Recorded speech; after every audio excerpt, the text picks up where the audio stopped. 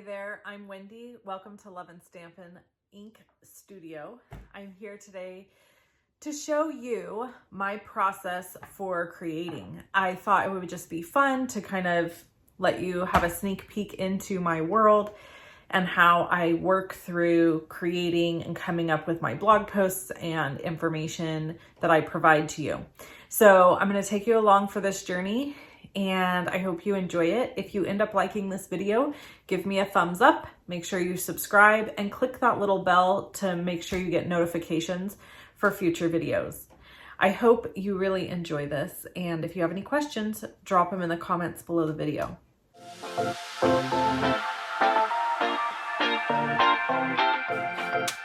So today is a create day in my studio, and on create days, I use my planner. This is my content planner and some other content planning stuff that I use to create my projects for upcoming blog posts or YouTube lives. So today I am doing the mirror fold card. So there's a couple of different ways that you can make this card. And basically my process starts out as research. I do research and I go out onto the World Wide Webs and I look at different ideas and I start trying to learn how to do different things. Sometimes I come up with stuff all on my own. Other times I need a little help and inspiration to get me going.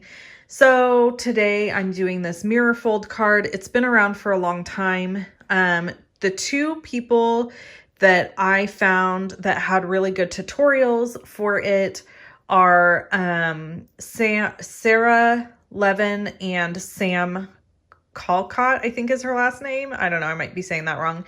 Anyways, they have great tutorials. I will link below my video here so that if you are interested in this card tutorial, you can watch it.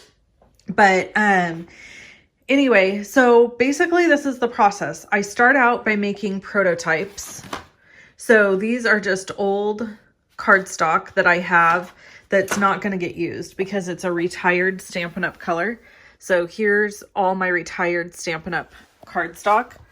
I keep a little stash down here at the bottom of my cardstocks. These are just colors that are no longer in the catalog. And that allows me to make prototypes. So I use these to make prototypes of something that I'm learning how to make so that I'm not using up valuable cardstock to make it. So here are my prototypes. I write on them the measurements. There's little dots right here because you have to measure these cards. And so that helps me kind of get started. Then my next process is to start making some samples. Specifically for my Tuesday posts, I do a YouTube live. I want to have several samples of what I'm doing. So I'm going to use this because I've never used this paper before because frankly, I didn't really care for it. But I thought, you know what the hey, let's make a card with Cajun Craze and with this paper. And so I'm going to make a sample using this and that will kind of get me started. When I do YouTube lives, I like to really know what I'm doing. I don't want to wing it. So I try to make samples ahead of time so that I know I've practiced with my prototype, I've practiced with my samples, and then when I go live on YouTube on Tuesdays, I'm able to do my project without any problems. So this is my next step, is going to be creating these samples. And I know I'm going to get questions about this planner and what it is and where I got it. So I'm just going to address that. This is the content planner. The woman, when the pandemic hit, so here's what it is. You can find her on Instagram. Just look up the content planner. These are $60. They come from Canada. And I plan out all of my blog posts in these planners. So that's what I use this planner for. But what I want to tell you is I would not recommend purchasing this right now. I don't even know if she has them available. When the pandemic hit, she had major issues getting stuff shipped to her products. So I had ordered these like in the middle of the pandemic, and then I didn't get them until the following year, mid time. So this planner actually goes through May of this year, and I have another one that will start May of next year. But after that, or May of this year, I should say, a new one will start. But after that, I don't know if I'm going to continue to use this. I might find a different plan. She, I think, kind of went through a depression, and she had some personal struggles. And so I just don't want to be in a situation again where I don't have something for an extended period of time. So that's what I'm going to do right now, is I'm going to work on making these samples and get them going, and then I'll show you my next steps.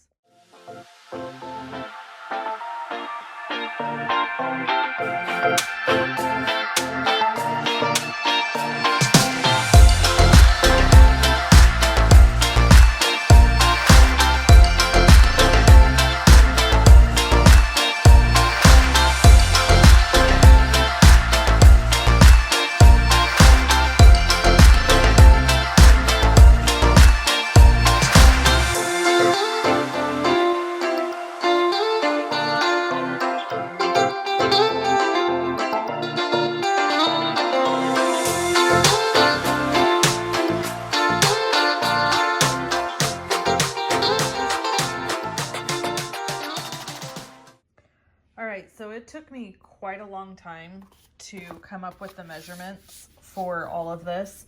There were guides for some of it, but like this centerpiece here that I created, there was no measurements anywhere for this. So it took me a little bit to figure this out. So there's some time involved with this. I guess if you were better at math than I am, you probably could do it faster, but I am no math genius. So here's like all my scraps. So it takes a lot to kind of come up with the idea or the plan, but then once I have it, now I could probably make this over and over and over very quickly. It's the initial creating that takes the longest. So this is one pattern, and then there is a whole other pattern over there. So we're gonna work on that, and then I'll be back with you to show you the next steps. So I know this isn't the case for everybody, but I have to tidy my space before I start another thing. I just can't stand to have like a bunch of scraps and stuff all over the place while I'm trying to create. It has to be a tidied desk, and everybody's different. Some people, I have found, you know, they do great in a messy space with things piled up all around them. I don't know how. Those are not my people. I love you. I know there's a lot of you out there watching, but I cannot. So for me, everything has to be tidied up, looking nice before I go on to my next step in the process, or onto my next sample even. I can't create multiple samples with chaos. So I do make little piles, like I'll keep my little white cardstock here off to the side, and like this will get put away because I'm not going to use it anymore. And the designer series paper that I'm using is getting put away because I'm not going to use that one anymore, because my next sample will use something totally different. So this isn't finished. I still need to decorate the front of this. But instead of doing that part right now, I'm actually going to create a few more of these with different designer series papers, so that I get the fold down really well and understand what I'm doing really well before I move on to the next thing. Because I can decorate these. This will be easy to decorate the front of this just after I'm done making all my samples. So I'm kind of batch processing, you know, getting all my card bases finished, and then I'll go through and go back and decorate. I don't have the bundle that goes with this, the dies and the stamp set. I don't have the ones that go with this, but I'll find something different to use. And look who just joined me. Hi friend. Are you gonna play? So I have lots of dog beds in my office. One over there, and I have two over here. And for whatever reason, I see you. Yes, I do. For whatever reason, these guys Love to lay in the office while I'm working. There's Buddy, our old grumpy man. And then this is our youngin. Skeeter's only, how old are you? You're only 10 months old. Yeah. So she's a baby. So she comes in and peeks in. And then there's Molly. Molly is our head case. She's quite the chore. We have a lot of struggles with Miss Molly, don't we? You're not an easy dog. No, you're not. You're a lot of work. Yes, you are. But we love you anyway. Yes. Thank you for that little tail wag. Yes. So anyway, I just thought I would show you my friends that hang out with me in the office. All right. I have created 2 samples for this size without decorating the front of them yet. I haven't done that. And I have all my little measurements and stuff here. I have these cello bags that are 6 by 6 inches. And there's no like top, they're just open. I get them on clearbags.com. I'll link to it below.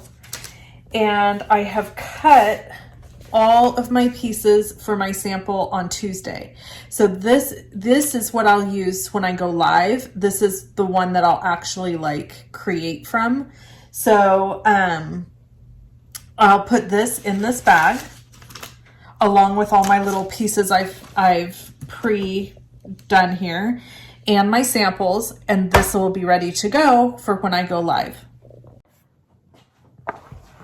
Okay, my next step is to photograph all of my work. So this is my little photography setup right here. I don't know if you can see the card right there, but basically I use natural window light. I use reflectors, which are just white foam core board. And then I've got a couple of lights that I turn on if I need extra light. But I stand back here and I take my photos.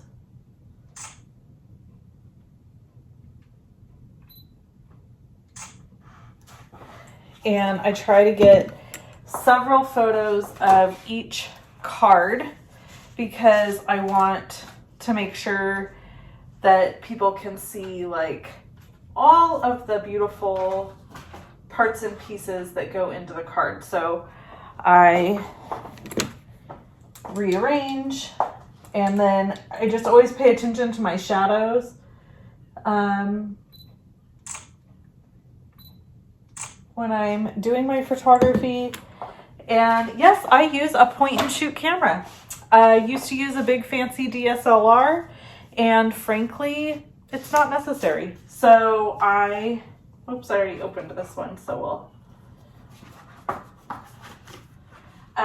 so I just use this. This is the camera I use. It is a G16 PowerShot. You cannot get these anymore, unfortunately, so I feel kind of bad even telling you what it is. I can't find one on Amazon. I tried because I want to be able to use this camera forever.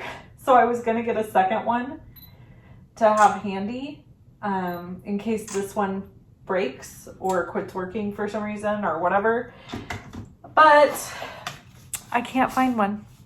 I found like the newer versions and I ordered one and it did not work as well. I did not care for it.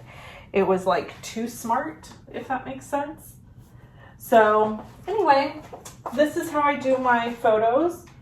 So this will take me probably 20-30 minutes to get all of my photos, because sometimes I take all my photos and then I end up going back and reshooting some of them. So it can take me a little bit to get all my photos done. So after I do my photos, I will upload them and I will start writing my tutorials and start writing my blog post. That's really it. That's how I do it. And then come Tuesday, when it's time for me to go live on YouTube, I will do my live YouTube project.